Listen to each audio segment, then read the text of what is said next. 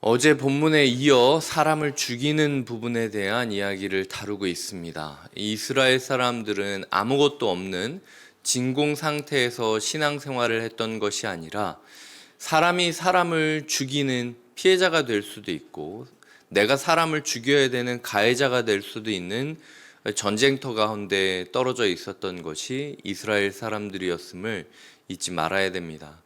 우리가 신앙생활을 한다고 하는 것이 진공 상태에서 신앙생활을 하는 것이 아니라 필연적으로 내가 누구한테 상처받을 수밖에 없고 필연적으로 내가 누구를 상처 줄 수도 있는 그런 상황 가운데 우리가 들어갈 수 있다라는 것이 이 신명기 20장 본문이 전제로 토대로 하고 있는 부분인 거죠. 그래서 우리의 인생 가운데 칼을 휘두르는 날이 분명히 오는데 그 칼을 휘둘러야 할 때 어떻게 휘둘러야 하는지에 대해서 이야기를 나눠보도록 하겠습니다.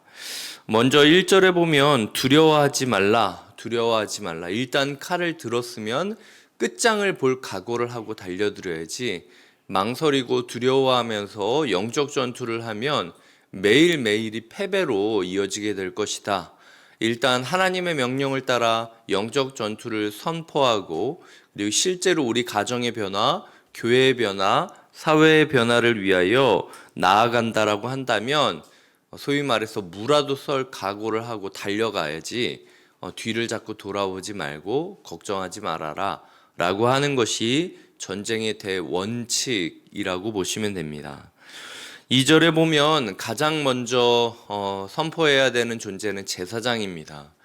누가 먼저 싸워야 되느냐라고 이야기를 할 때 세상의 사람들은 키가 큰 사람, 힘이 센 사람, 무기를 더 잘 가지고 있는 사람을 들 수 있겠지만 이스라엘의 문법에서는 제사장이 가장 먼저, 가장 앞서 전쟁을 치러야 된다라는 거죠. 곁에 있는 교회에 있는 어떤 사람들보다도 예배자들이 더 힘들어야 된다라는 겁니다. 예배자들이 더 치열해야 된다라는 겁니다. 그리고 그게 더 당연하다라는 이야기를 하고 있는 것이죠. 제사장들은 무엇을 이야기해야 됩니까? 다시 한번 두려워하지 말고 놀라지 말라고 하면서 4절에 이야기하는 하나님이 우리와 함께 행할 것이다. 이것이 임마누엘이죠. 그리고 하나님이 우리를 위하여 적군과 싸우시고 구원하실 것이라 할 것이며, 이것이 우리가 지난주에 묵상했던 십자가의 예수 그리스도 그리고 부활의 예수 그리스도를 우리가 이야기 나누며 선포하며 살아가야 된다라는 것이죠.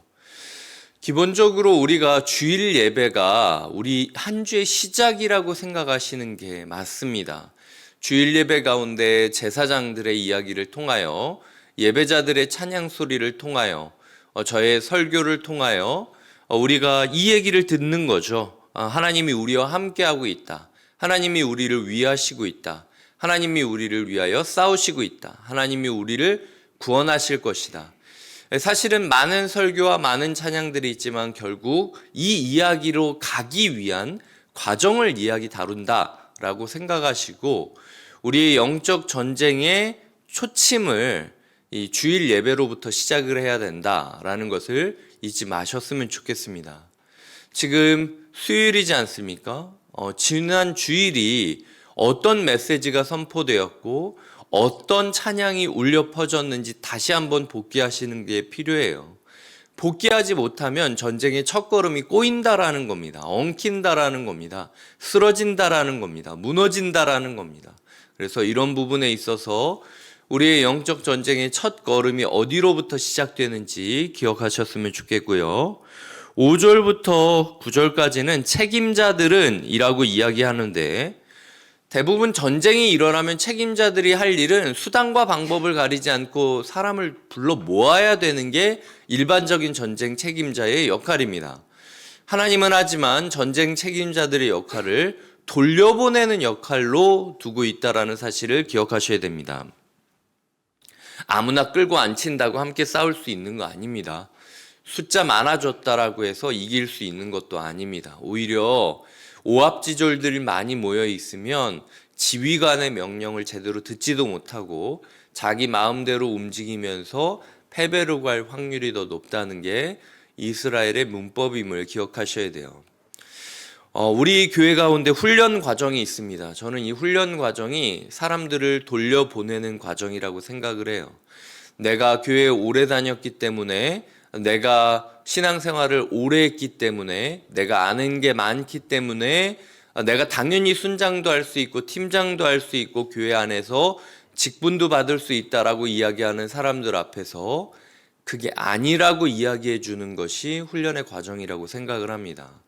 하나님께서 우리의 삶 가운데 이런 지도자와 책임자들을 주고 계시는지, 그리고 그 책임자를 보았을 때 그냥 다락방 숫자만 많아지고 교회 숫자만 커지고 끝나는 것이 아니라 우리의 삶 가운데 진짜 매듭짓지 못한 것이 있는지, 준비되지 못한 것이 있는지 명확하게 확인하고 해결하고, 그리하여 다시 준비된 상태로 영적인 전쟁터에 나올 수 있도록 도와주는 책임자들이 있는가. 정말 이런 양심적이고 하나님 중심적인 책임자들이 있고, 또 가족들을 위하여 싸워서 나아가야겠다라고 다짐했던 백성들이 집으로 돌아가라 라고 이야기를 할 때 어떤 마음일지도 생각해 보셨으면 좋겠습니다. 한편으로는 마음에 안심이 있을 것이고, 한편으로는 아니 내가 괜찮다는데 왜 자꾸 나는 안 된다는 거야 라고 생각이 들 수도 있다라는 거죠. 하지만 이스라엘 마음 가운데 책임자에게 자기를 돌려보낼 수도 있는, 자기를 아직 전쟁터에 나갈 수 없다라고 판단할 수 있는 책임자에 대한 존중이 없다면 그거는 교회가 교회다울 수 없고 전쟁이 전쟁다울 수 없음을 우리가 잊지 말아야 할 것입니다.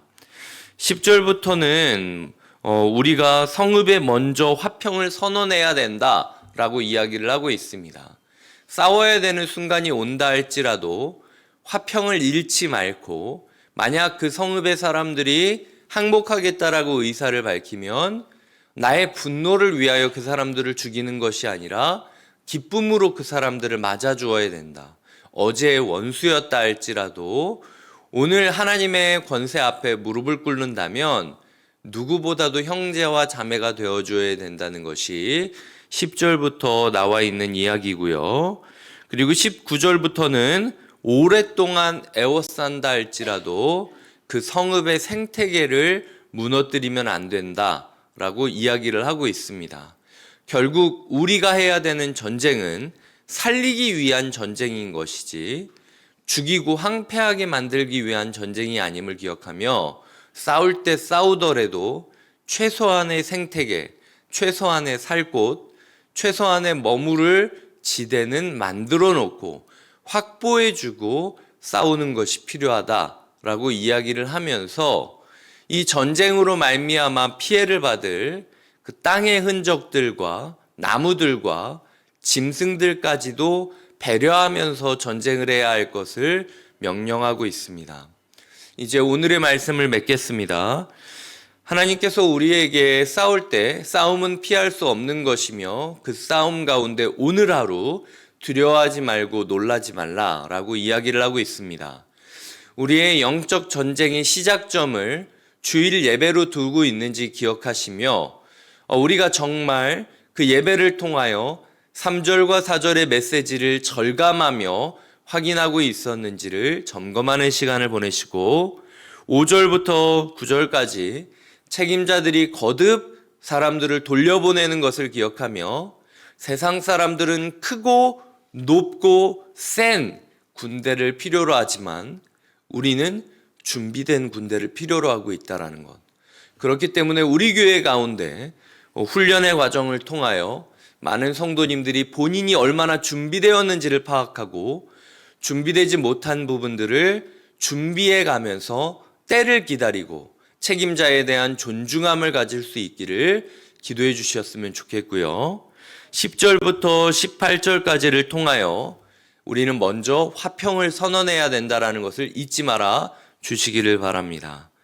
19절부터 20절까지를 보며 오랫동안 애워싼다 할지라도 그들이 머무를 곳은, 그들의 생태계는 유지해 주어야 된다라는 마음을 가지며, 우리가 오늘 하루 영적으로 대치하고 싸워야 되는 존재가 있다 할지라도 분노에 휩싸여 그들의 풀뿌리 하나라도 뽑으려고 안간힘을 쓰고 달려가는 것이 아닌가. 우리의 전쟁이 살리기 위한 전쟁인가, 죽이기 위한 전쟁인가를 돌아보시는 하루 되시기를 바랍니다. 하나님께서 어쩔 수 없이 칼을 뽑아야 되는 순간이 있을 거라고 우리에게 말씀하고 있습니다. 하지만 그때라 할지라도 하나님 군대의 품격을 잃지 않으시기를 주님의 이름으로 부탁드립니다. 기도하시겠습니다. 하나님 아버지, 오늘도 우리를 영적 전쟁터 앞에 세워주시니 하나님 아버지의 뜻을 헤아리며 품격에 걸맞는 군사가 되게 하여 주시옵소서. 감사하고 예수님의 이름으로 기도드립니다. 아멘.